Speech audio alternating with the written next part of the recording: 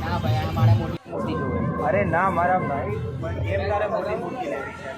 મોટી મૂર્તિ લઈએ તો ભગવાન એના ઘરે જલ્દી આવે. અરે મારા ભાઈ, એવું કાંઈ ન હોય. નાની મોટી લે કે મોટી મૂર્તિ લે, કાંઈ ફરક ના પડે. ના મારે મોટી મૂર્તિ જોવે. અરે પણ આ વખતે આપણા પપ્પાનો બજેટ થોડુંક ટાઈટ છે, એટલે આપણે આવતા વર્ષે આપણે મોટી મૂર્તિ લઈશું. આ વખતે આપણે નાની મૂર્તિ લઈ લે. ના મારે મોટી મૂર્તિ જોવે.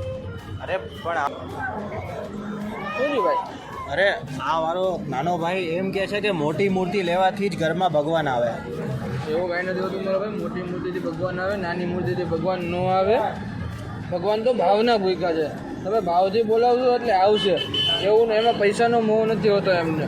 તમારા ભાવના ભૂખ્યા છે પ્રભુ. સમજો? હા ભાઈ, નાની મૂર્તિ લઈ આવે. ભાઈ તમારું નામ શું? ગણેશ.